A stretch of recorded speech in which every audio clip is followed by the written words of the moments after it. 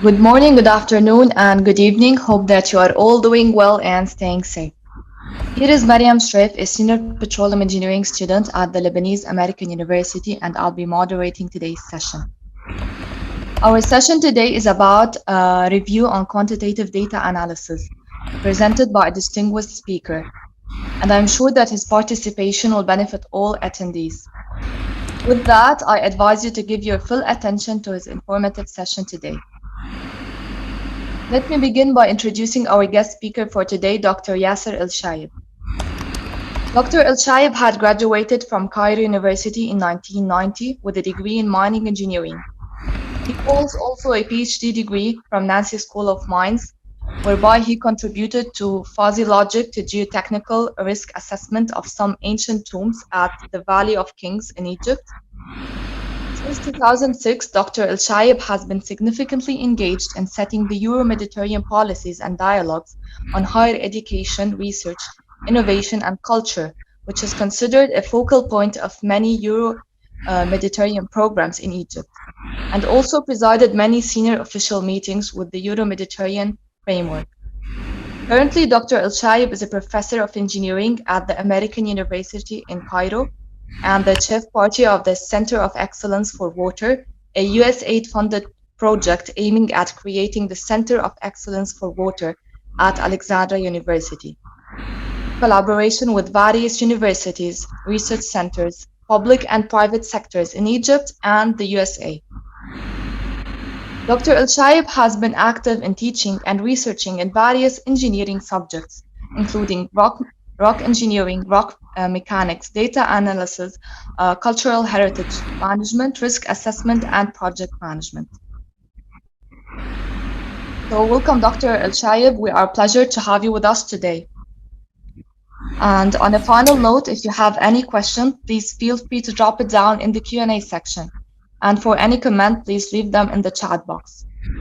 Without any further ado, Dr. Elshayeb, the mic is yours.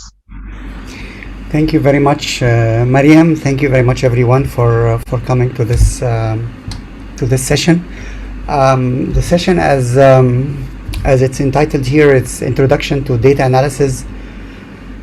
Why do we need data analysis? Actually, it's a big topic. It's a big subject, and I will try to take you into a little journey into the world of data, the world of numbers. I'm very delighted, of course, to be here in this training for the second year.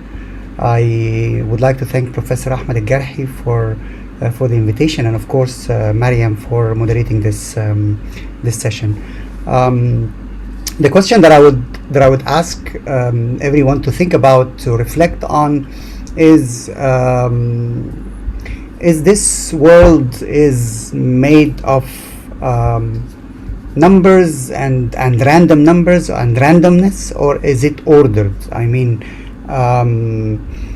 depends, of course, on your belief, but do we think of this world as everybody is doing anything and everything, or everything is going into a random manner? I can be anything could be 3, could be 5, could be 10, or there is an order, there is something that is governing this this world.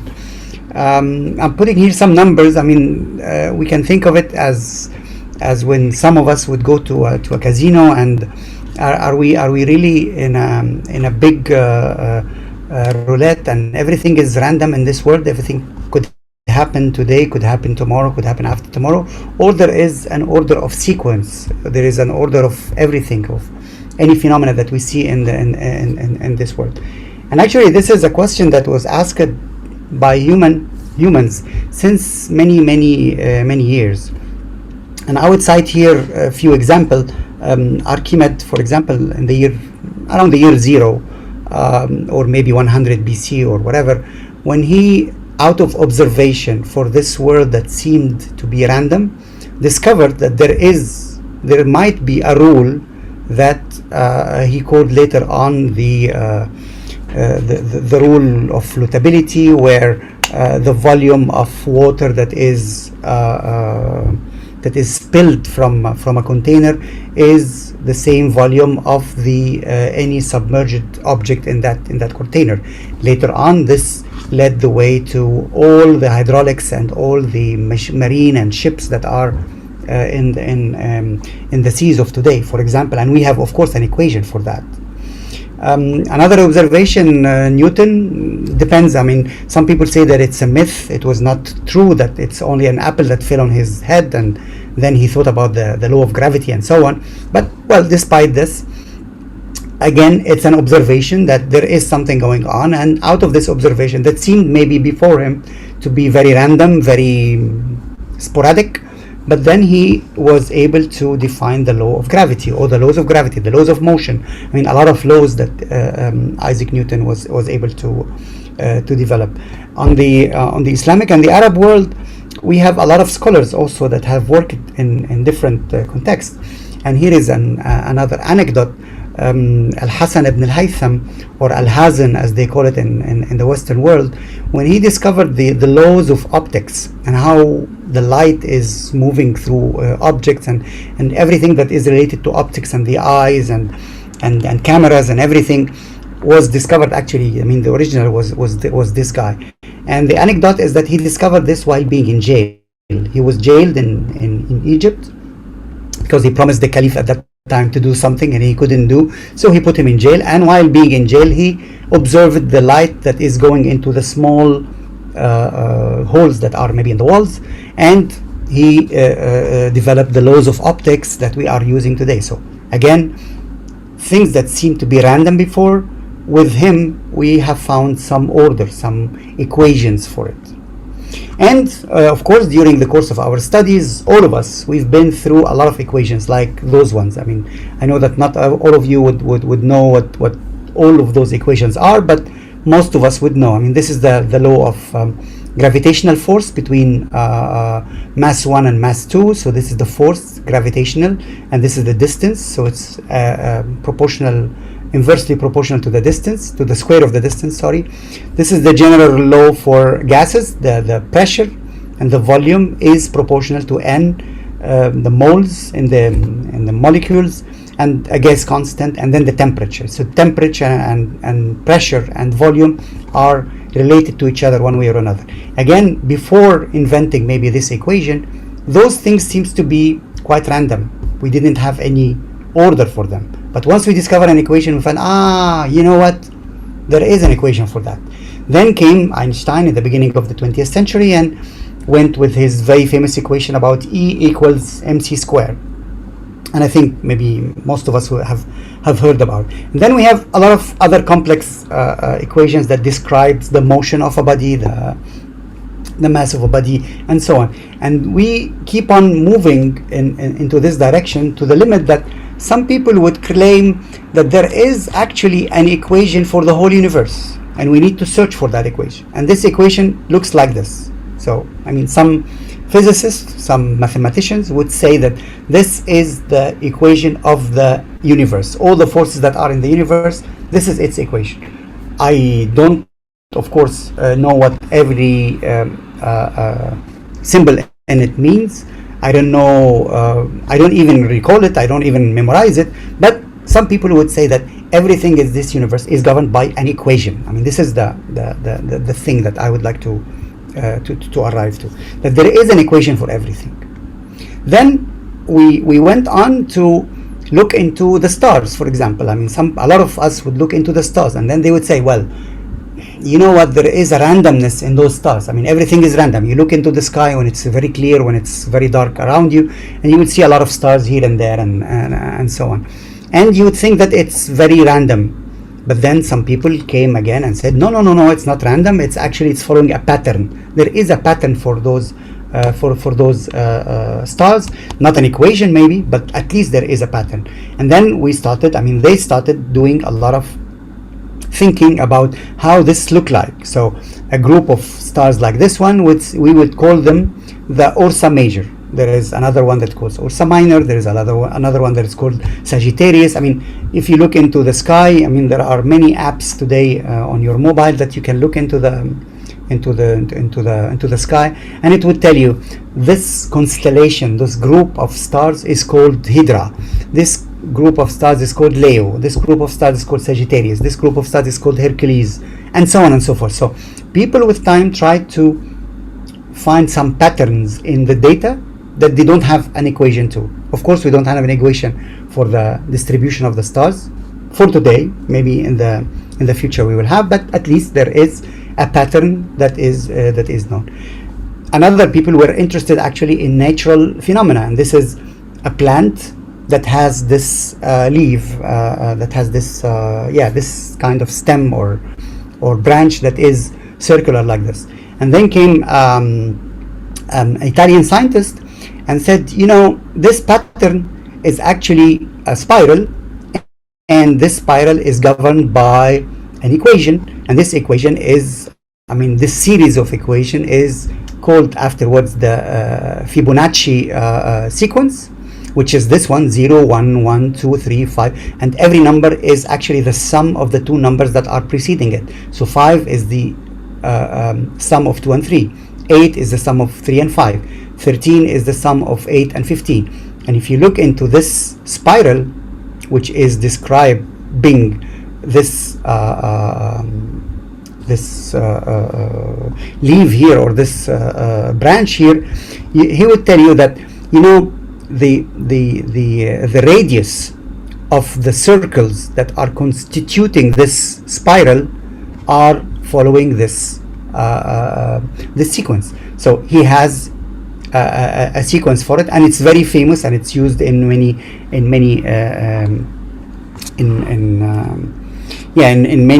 research around the world, and we have a lot of usage for this series.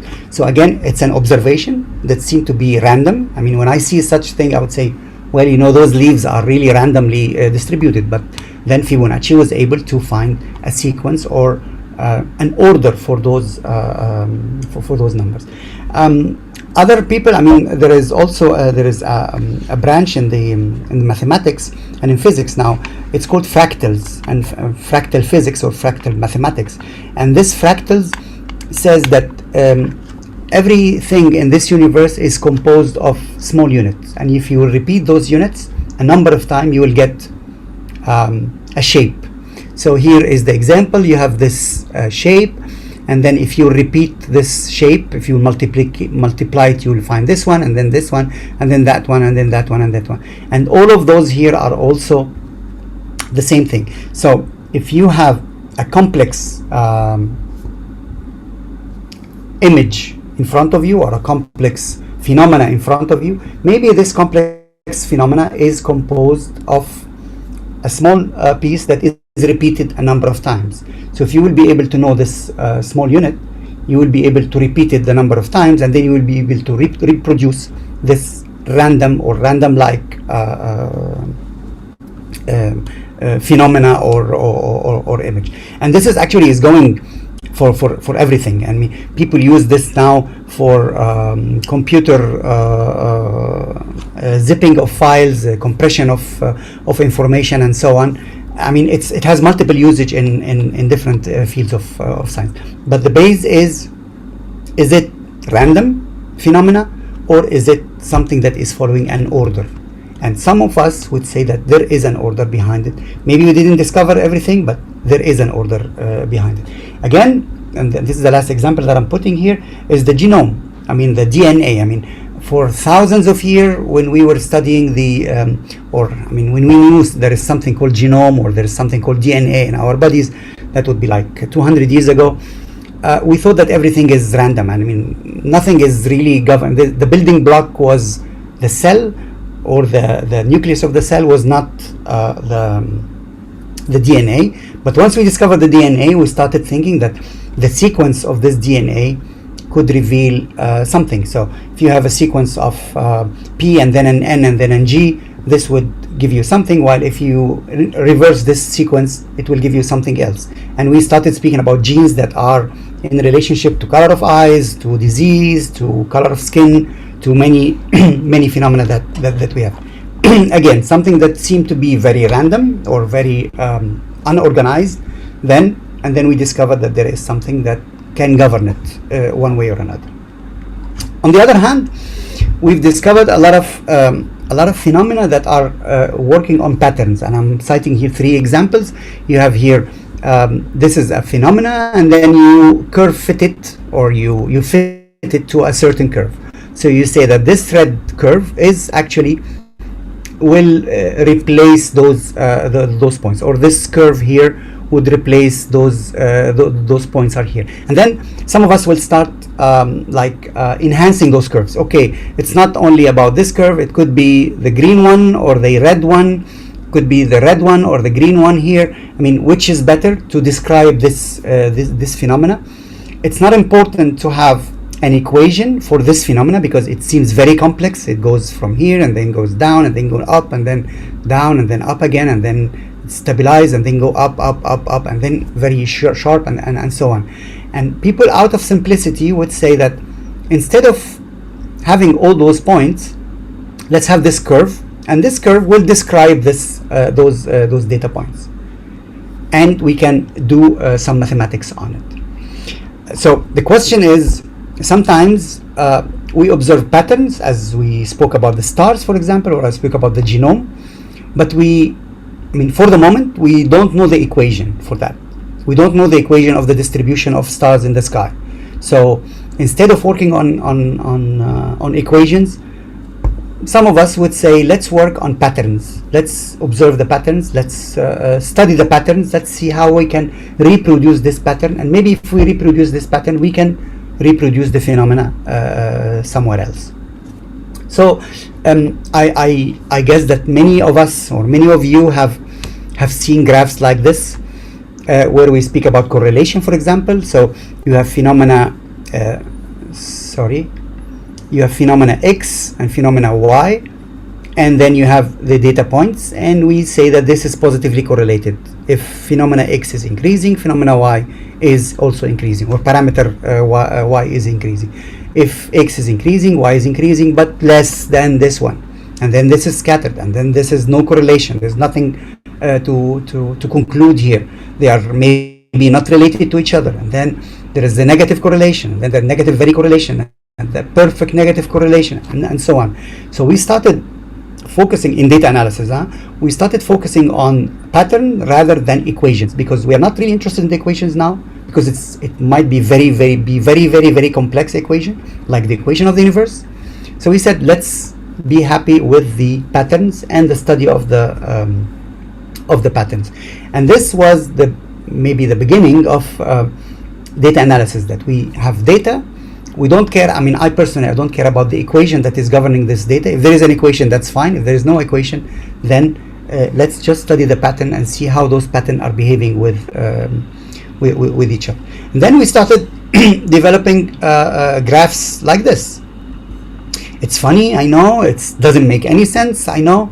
But we discovered that in this world, there's a lot of data that is correlated with each other. For example, the number of civil engineering doctorates awarded in the US is related, as I said before in the slide before. When phenomena X increase, phenomena Y increase. When phenomena X decrease, phenomena Y decrease. So the number of civil engineers doctorates that are awarded in the US is actually correlated with the per capita consumption of mozzarella cheese. And you would tell me that this does not make any sense. Yes, it doesn't make any sense. But we discovered that those two parameters are correlated with each other. In this random world that we are living in, how can you predict how many civil engineering doctorates will be awarded next year? Can you predict it out of the number of intake? Can you predict it out of the number of universities? Can you predict it out of an equation? Y equal ax1 plus bx2 plus cx3 plus constant at the end? Or how can you predict it? Surprisingly, we can predict it out of correlation like this. If we prove that there is a correlation between those two parameters, then we can predict. If we don't know, for example, how many the red color is the per capita consumption of mozzarella cheese, and the black color is the civil engineering doctorates award. So if we don't know how many doctorates, civil engineering doctorates were awarded in the year 2006, which is this point, and we know that there is a correlation between those two parameters, I can actually predict how many civil engineering doctorates awarded out of the per capita consumption of mozzarella cheese with a quite fair, I would say, estimation. Why not? It's better than zero, it's better than none, it's better than just saying the number will be 500 or 600. So we use those relationships in order to predict, in order to understand, in order to see how things are moving together, and that's it. I mean, this is another example. Suicide by crashing a motor vehicle is correlated with the Japanese passenger car sold in the US. Doesn't make any sense, I know, but it is there, it is proven. It doesn't have any specific proof, but it exists. I mean, we can see it here. This is I know that it's quite a complex graph a little bit. I'll show you some graphs afterwards after I finish here. This is a complex graph that shows that how we deal with data. I mean, you have like a graph of data that is plotted, and then you start saying, okay, well, this seems to be very random, very disorganized. Let's put it into order. Let's take this portion and study it alone. And then here, let's take the other portion and study it alone. Let's take this portion and this portion and this and that portion. So you start like slicing the data into smaller portion, and those smaller portion you will be able to study them individually, and you will be able to draw patterns. So you would say, for example, those who are in first year engineering have those characteristics. Those who are in last year engineering or senior year engineering, they have those characteristics. Those who are graduates of engineering school, they have those characteristics, and so on. While if you see the whole population together, you will maybe not see everything or anything. So we start like discretizing the populations into smaller parts. I will not speak about normal distribution, just to say that there are a lot of calculations that are behind that. I'm not interested at all in the calculations part now, but just to say that there are a lot of calculations behind it in order to see the data. Now let me show you some examples of the power of this science that we call data analysis. I asked the question before, do we need an equation for everything? And one of my answers here is actually we don't need an equation for everything, because a graph like this would explain a lot more than an equation, and actually we don't have an equation for it. This graph is about the migration flows between all the countries in the world, and of course everything is grouped into groups. We have here Africa, the major countries in Africa that are producing immigrants: North America, Latin America, Oceania, Southeast Asia, East Asia, South Asia, West Asia, former Soviet Union, and then Europe. And you will see here that, for example, in Europe, the United Kingdom is actually sending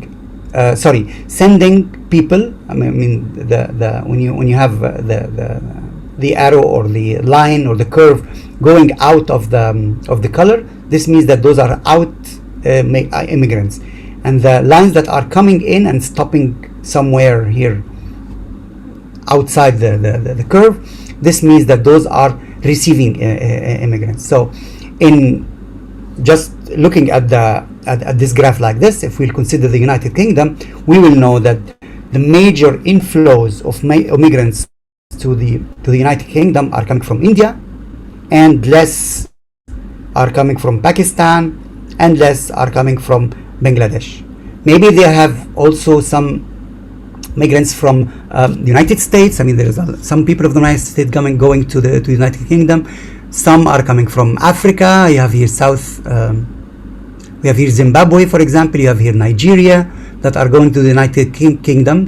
While those who are in the United Kingdom, when they go outside the United Kingdom, they go to Spain. They also go to Australia, mainly. And then there is a line here that I think it goes to South Africa. So yes, so United Kingdom exports immigrants to South Africa. And here you have on this scale this order of magnitude. How many millions, or how many thousands? I actually don't know the exact scale, but I think it's in hundreds of thousands of people. Again, this is a phenomena that we don't have an equation to. I mean, I cannot imagine that there is an equation that governs how people are, or the number of people that are migrating from one country to another. But a graph like this, I would call it data analysis or data visualization, would explain the whole phenomena in 2 or 3 minutes, instead of going into very complex equations and very complex graphs that would explain how it goes. Another phenomenon, and this is something that we are all interested in, and I think this graph is 2018. It's not updated, but you can find it on the internet actually. If you type on Google what happens on the internet in 60 seconds, and here you have Facebook likes. You have 3,125,000 likes every 60 seconds for different pages, of course. You have pictures that are posted in 234,000 pictures that are posted on Facebook. You have shares, 3 million shares. So this gives you an information, for example, about the behavior of people on the on Facebook. Are people sharing more than liking? Are people inserting information, or sharing information, or liking information? This graph tells us that people are usually liking, then sharing, then inserting information. And then you can go to Netflix. I mean, the famous, of course, platforms. You have here WhatsApp. So in WhatsApp, for example, you have 44 million messages that are processed every 60 seconds. You have 486 photos that are sent every 60 seconds. You have 70,000 video messages that are shared every 60 seconds, only on WhatsApp, and LinkedIn and Google, and I mean a lot of the social media, of course, and the apps and so on. Again, does it seem random? Is it all random? Does it have a pattern? Some people would go and be interested in it, and then they will find a lot of patterns in it. They will come back and tell you, well, you know, those who are living in Egypt, they like the share more. I mean, they do the share more than they do the like. And they share photos than they share videos. They share information, or they share news more than they share music, and so on and so forth. So this is the patterns that I'm speaking about. Is there an equation that is governing all of this? I don't know, and I don't think so.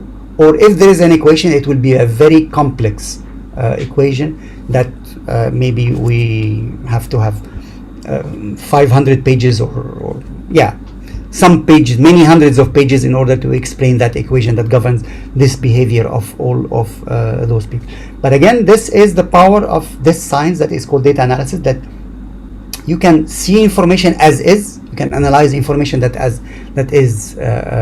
there, that seems to be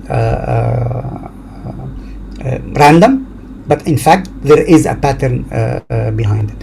I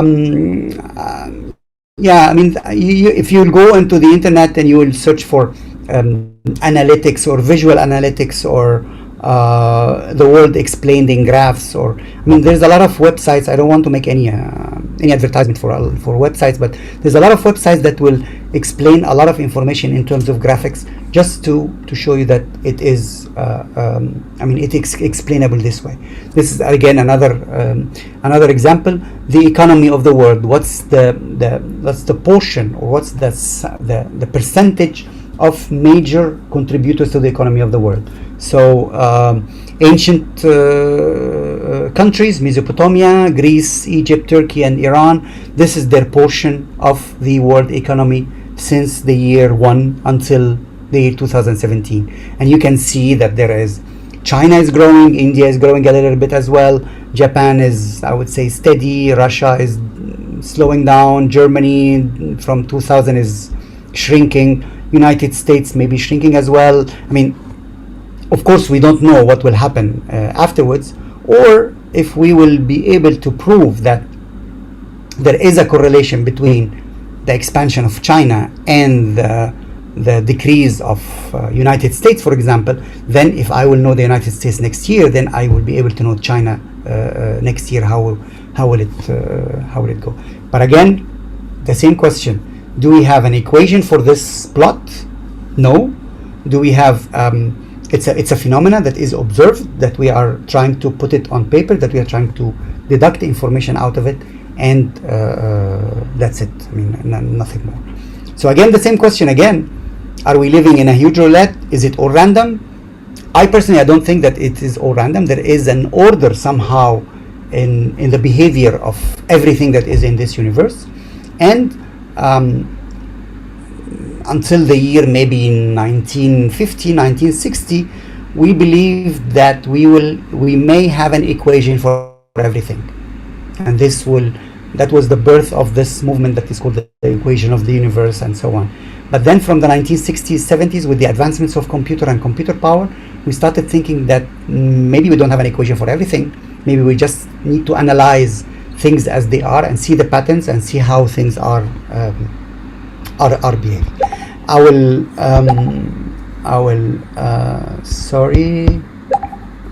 will stop this presentation here because I wanted to show you something that I've done actually on your data.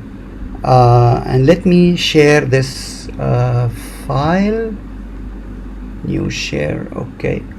So, for example, this is the data of you, subscriber to this training. 13,000 person have subscribed, and everyone has given his or her email and full name, and I'm hiding the email and full name on purpose because I don't want to reveal any identity of anyone. But then we asked you for the graduation year, we asked you where you come from as a faculty, the university, the country, the specialization, the current occupation, if graduated and employed, where are you working, and then the name of the company that you are working on. So this is the data that you have provided us as training, provided actually to Professor Al-Garhi, and he passed this information to me. And this is to say that your name and your email is actually everywhere now on the internet. So please take care about your email and your identity when you go to the internet, because it could be used in different ways. This is here something that is generated from the computer. This is the timestamp. This is when you have registered for this training. So this first person have registered on 4th of July 21 at 12:50:33, and then another one at 12:50:58. So less than 25 seconds later, and then so on, and then people went on and on and on and on and on. And of course, this file of data is full of information about people, real people, and we can actually try to look into it. We can try to analyze what's in this data. It would seem as well random, but mind you, we can find some order in it. And this is what I did. I used a tool called Tableau, and Tableau is for graphics. I mean, to do some graphics on any data. So I imported the data into this software, and here you have the first information. How many people are in this file?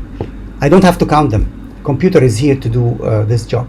So there are 13,881 persons that have registered for this training. I know that, of course, not all of them are here with us now. I know that not all of them, of course, are attending. Maybe half of them, maybe 10% of them. I don't know the percentage, but maybe we can also analyze this afterwards. But let's look into some of the data. Where are they coming from? And when you plot them in a plot like this, you will realize that the majority of people is coming from Egypt. You have 10,128 people registering for this training workshops in Egypt, followed by India, 1,256, and then many other countries. And if you scroll over any of those countries, you will see the number of people that are there. Maybe this graph is not indicative as we want it to be. This is why I transfer this graph into a bar chart. And when you transfer it into a bar chart, you have the names of the countries. So you have people from Afghanistan, Albania, Algeria, Andorra, Antigua and Argentina, Australia, and so on and so on and so on.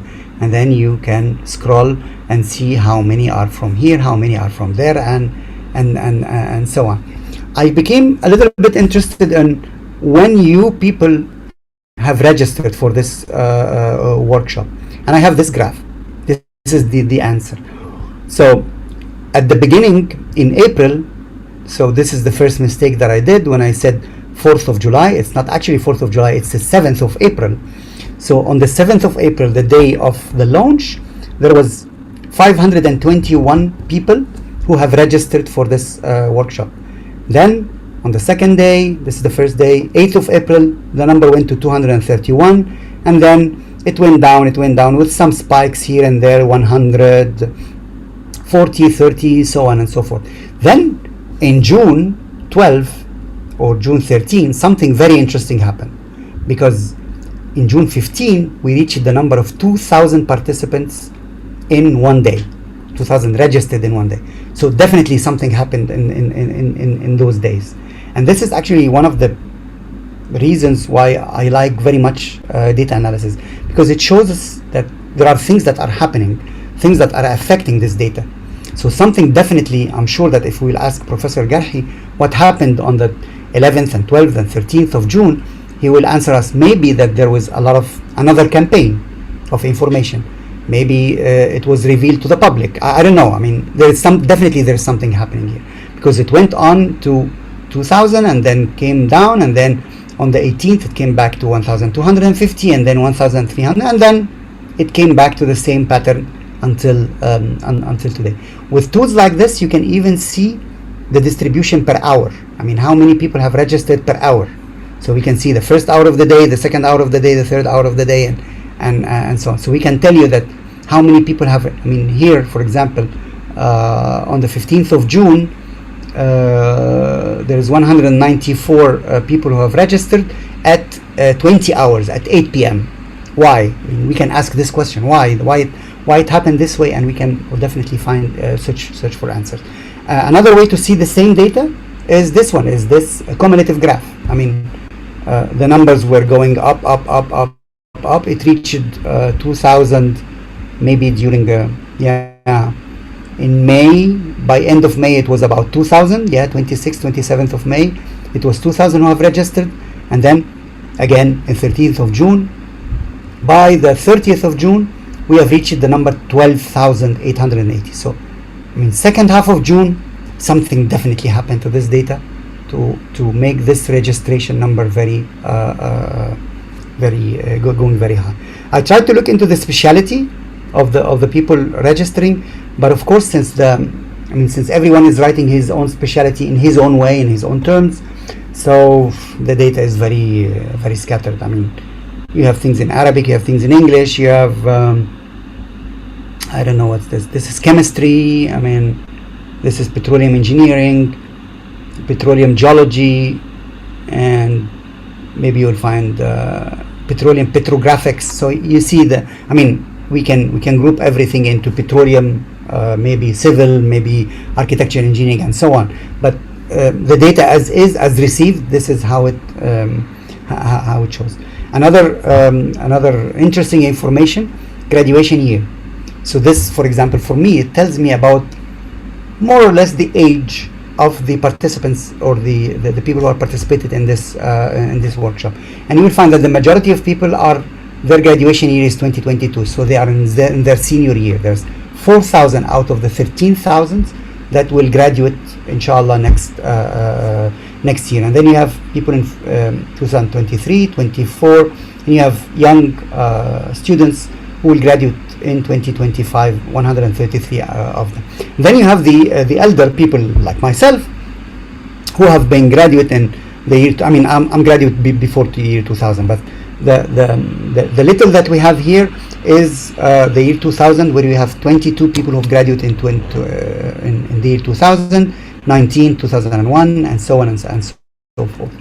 I tried to search to see if there is a pattern between countries and the graduation year of the people, to see if there is something that is abnormal or whatever. And this is the distribution of by color of the people and their graduation year. Actually, since Egypt is 10,000 out of the 13,000 that is in the data set, then I couldn't find I couldn't find anything. Even when I tried to filter the data by the country to take out Egypt, I can do this. Okay, so this is all the data without Egypt. I was hoping to find something, maybe those who are from, I don't know, from India, for example, are more young people. They are registered, they are graduating in the year 2030, 2023. But actually, I mean, when you look into this graph, you will find that India is also everywhere. I mean, there is Indians here, there are Indians here, there are Indians here, Indians here, Indians here, and so on. So I'm just trying to say that you have those tools that will tell you a lot about the data that are collected from anything. In our case, is the registration form that you've done, and you try to look into the patterns that are in the data. Sometimes you find very interesting patterns, sometimes you don't find anything, but at least it gives you a lot of information about this population. So now I can say that I know about this population of pupils, of students, of participants that are sitting and listening to my lecture, or to my to this lesson. Those are, I mean, I can conclude that the majority are from Egypt. Second majority is from India. They are more young people graduating between 2019 and 2024. They are, I don't have enough information about their specialty, but it seems that most of their specialty is in science, hard sciences, chemistry and petroleum and engineering and so on. And most of them have registered to this workshop in June, in the second half of June 2021. And I will have to go and ask Dr. Ahmed Al-Garhi what happened that made them do this, because this will add to my knowledge about this population of students. Now, do I have to have an equation for that? No. Do I have to have an AX1 plus BX2 plus CX3 plus DX4 and so on plus constant to describe this population? No, I can simply look into the data. And something also very interesting that I do always is that I can compare this data to the data of last year, and then maybe to the data of next year, and then the data of the year after, and then maybe I can find a pattern. I can say that over the years people come more from India than from Egypt. I mean, the population of people coming from this country is increasing, the population coming from this country is decreasing, and so on and so forth. So it's all about observing some patterns in the data and trying to draw conclusions on those patterns without going into the difficulties of getting into equations and try to prove the equations and try to put hypotheses and so on and so forth.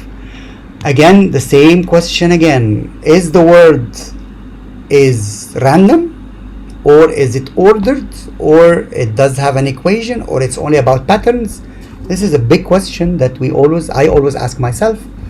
I have proofs for randomness and I have proofs for patterns, but I don't have an answer for this question yet. Maybe in the future, maybe in your future, you will find an answer, a definite answer for this question. Thank you very much. This is all what I wanted to say today, and I'm of course open for any question that you may have to ask me. Thank you. Mariam? Thank you, Doctor, for this informative session, and I hope you guys all enjoyed this session today.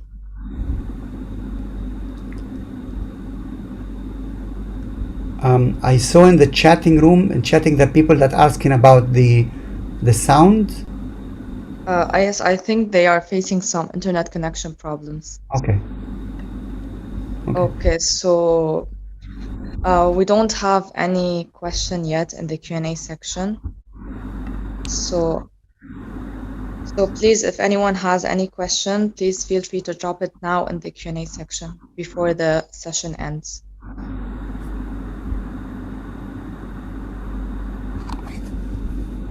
Okay, so someone is asking, can we predict the reservoir's production for future using data analytics, maybe?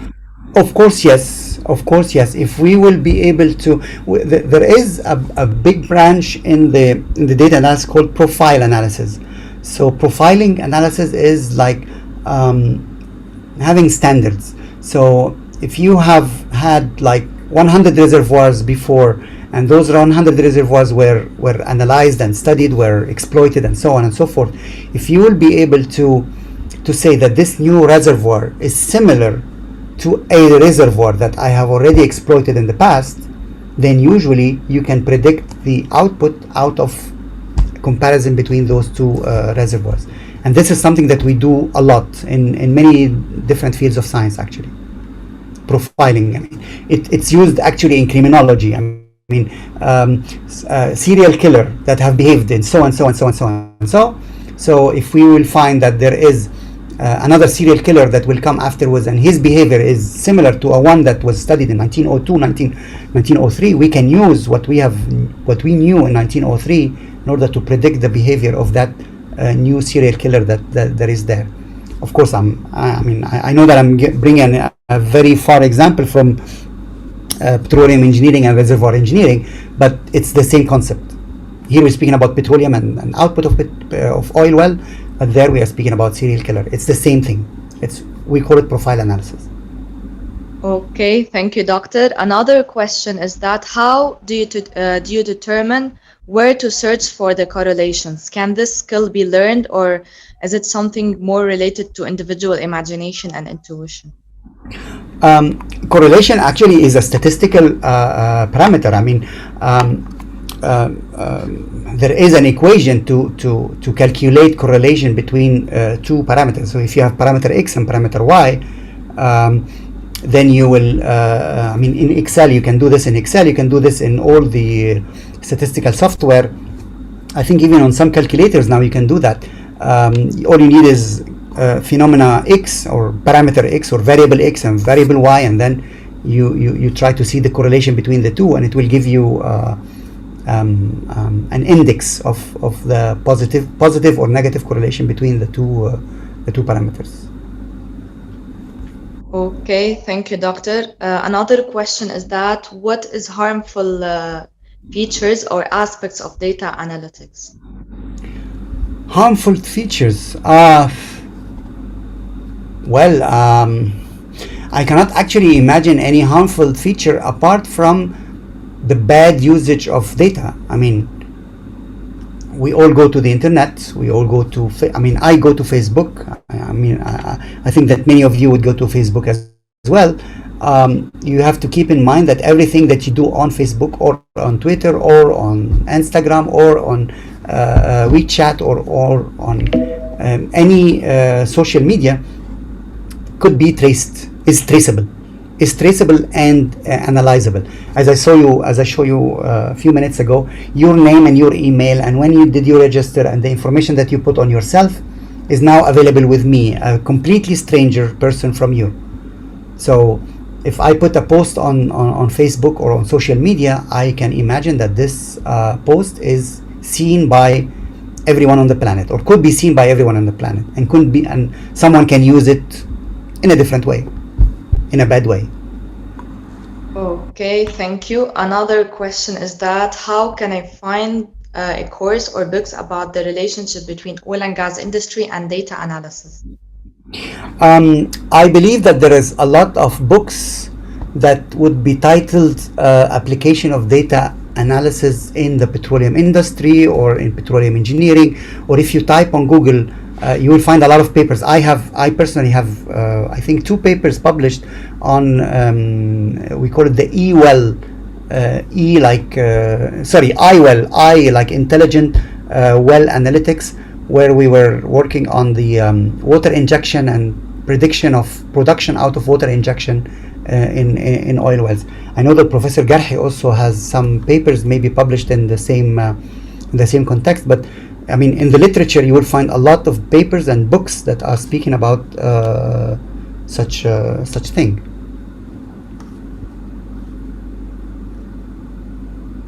Okay, thank you, Doctor.